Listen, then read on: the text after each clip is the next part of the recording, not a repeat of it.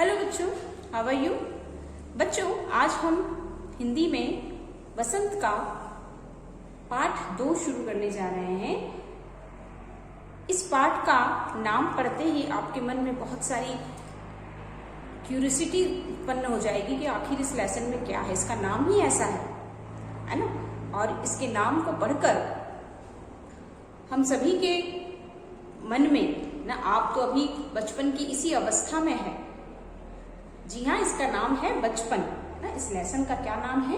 बचपन। वसंत पाठ 2 बचपन। और आप अभी इसी अवस्था में हैं, बचपन की इसी अवस्था में हैं। मैं अपनी बात करूं तो मेरा बचपन बीत चुका है ना। मेरा बचपन बीत चुका है। आपके माता पिता और आपके बड़े जो हैं उनका बचपन बीत चुका है और आप बचपन की इस अवस्था में हैं। तो इस लेसन का नाम पढ़कर आपके मन में भी इसी तरह की कल्पनाएं आएगी कि इस लेसन में क्या होगा, इस पाठ में क्या बताया होगा, है ना? क्योंकि बचपन के बारे में, बचपन सभी को अच्छा लगता है, मुझे भी अच्छा लगता। मेरे बचपन की यादें आज भी मेरे पास है, बहुत सारी यादें हैं। जब हम क्लास में आएंगे, कक्षा में आप आएंगे तो हम बहुत सारी बातें शेयर करेंगे। तो बचपन सभी को अच्छा लगता है और आप बचपन की इसी अवस्था में अभी हैं, है ना? आप बचपन में ही हैं। तो बच्चों, बचपन बहुत अच्छा होता है और इस पाठ में भी, इस अध्याय में भी, जिन्होंने इस अध्याय को लिखा है, लेखिका कृष्णा सोबती के द्वारा यह पाठ लिखा गया है। और कृष्णा सोबती ने, लेखिका ने इस पाठ में अपने बचपन के माध्यम से आज के बच्चों के बचपन के बारे में हमें बताने की कोशिश की है। दोनों का कंपैरिजन, तुलना करने का इसमें अध्ययन किया है कि उन्होंने, लेखिका ने अपने बचपन में क्या क्या किया, वे क्या करती थी, किस तरह का उनका बचपन था, कैसे पहले के समय में किस तरह की पोशाकें पहनी जाती थी, किस तरह के खाने को महत्व दिया जाता था। इसी तरह की बहुत सारी अपनी स्मृतियों को लेखिका ने इस लेसन में हमें बताया है। और उन्होंने यह भी बताने की हमें कोशिश की है कि आज के बच्चों का किस तरह का बचपन रहता है ना? आज आपका बचपन बिल्कुल अलग है। मैं अपने बचपन से आपके बचपन की तुलना करूं तो बहुत अलग होगा। और लेखिका तो अभी इस समय उपस्थित नहीं है, उनकी मृत्यु हो चुकी है। लेकिन यदि वे अभी जीवित भी होती तो वे आपके दादी, नानी या परनानी की उम्र की भी हो सकती थी। तो उन्होंने अपने बचपन के बारे में इसमें बताया है और उसके माध्यम से हमें यह बताने की कोशिश की है कि आज के बच्चों का जो बचपन है वह पहले के बच्चों के बचपन से किस तरह अलग है। तुलनात्मक अध्ययन हम उसको कह सकते हैं, एक कंपेरिजन उस समय में और इस समय में कि क्या क्या होता था। और बचपन बहुत अच्छा होता है ना? यही सारी बातें लेखिका ने हमें बताने की कोशिश की है। तो हम इस पाठ को शुरू करने से पहले हम इस पाठ की लेखिका कृष्णा सोबती का जीवन परिचय हम पहले पढ़ेंगे। पहले उनके जीवन परिचय के बारे में, उनका जन्म कब हुआ, उनका जन्म स्थान, उनकी शिक्षा, उनकी मुख्य प्रमुख रचनाएं, केवल बचपन के ही नहीं लिखी, उन्होंने बहुत सारी कहानियां, बहुत सारे निबंध, उपन्यास लिखे हैं। तो हमें उनके बारे में भी जानना है, ठीक है? तो हम सबसे पहले पाठ 2 बचपन में लेखिका कृष्णा सोबती का जीवन परिचय हम पढ़ेंगे, ठीक है बच्चों? कृष्णा सोबती का जीवन परिचय इस प्रकार है। बच्चों, ये कृष्णा सोबती का एक चित्र है। आप ध्यान से उनके फोटो को देखिए और उन्हें याद रखिए कि ये कृष्णा सोबती है। कृष्णा सोबती ज्ञानपीठ पुरस्कार से सम्मानित हिंदी की मशहूर लेखिका थी। मशहूर यानी प्रसिद्ध। यह मुख्य रूप से कहानी लेखिका थी, मुख्य रूप से कहानियां लिखती थी। कृष्णा जी की तमाम कहानियां बादलों के घेरे नामक संग्रह में संकलित है। वह आज भी अपनी संयमित अभिव्यक्ति और सुथरी रचनात्मकता के लिए जानी जाती है। कृष्णा सोबती ने ही हिंदी की कथा भाषा को विलक्षण ताजगी दी है।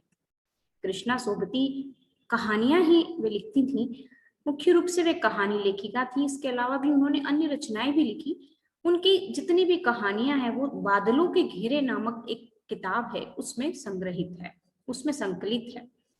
और वे आज भी इस बात के लिए जानी जाती हैं कि वे बहुत संयमित, यानी कि बहुत नपी तुली भाषा में उनकी अभिव्यक्ति हुआ करती थी और सुथरी रचनात्मकता, क्रिएटिविटी के लिए कुछ न कुछ ऐसा विषय उनकी कहानियों का होता था कि जो हर वर्ग को सोचने पर विवश कर देता था। उन्होंने ही हिंदी की कथा भाषा को, कहानी की भाषा को विलक्षण यानी एक अद्भुत अनोखी ताजगी दी है।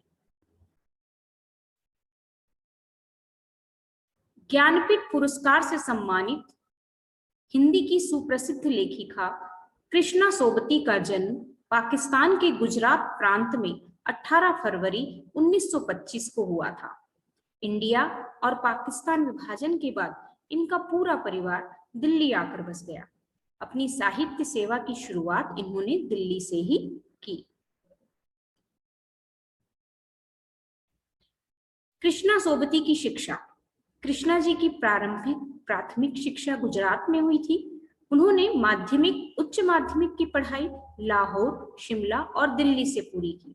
लाहौर स्थित फतेहचंद कॉलेज से उच्च माध्यमिक की पढ़ाई पूरी हुई। इस कॉलेज में पढ़ाई के दौरान वह वही लड़कियों के हॉस्टल में रहती थी।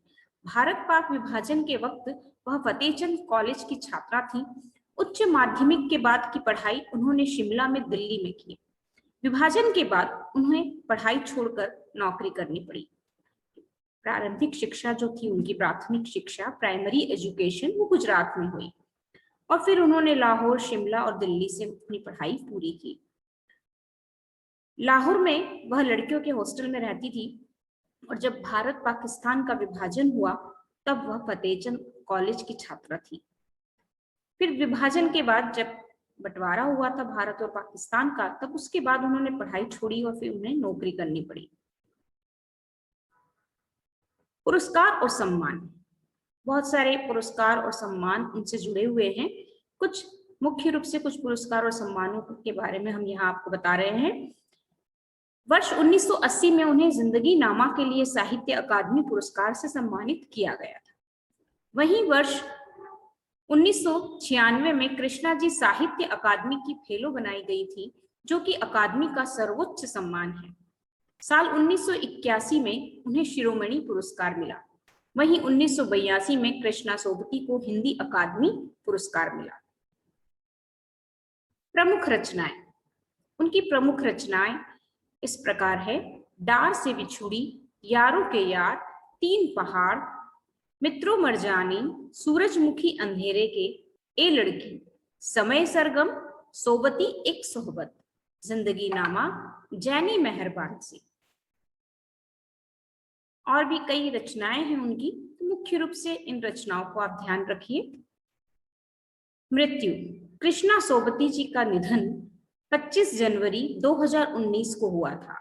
एक लंबी बीमारी के बाद सुबह 8:30 बजे उन्होंने एक निजी अस्पताल में दम तोड़ा। तो बच्चों, ये कृष्णा सोबती जी का जीवन परिचय हुआ, जिसके बारे में आपको ये जानना आवश्यक है। लेसन शुरू करने से पहले, पाठ को शुरू करने से पहले हम लेखिका के बारे में इन सब जानकारियों को अवश्य प्राप्त करें। ठीक है, यह आपको अपनी कॉपी में भी, CW कॉपी में भी लिखना है।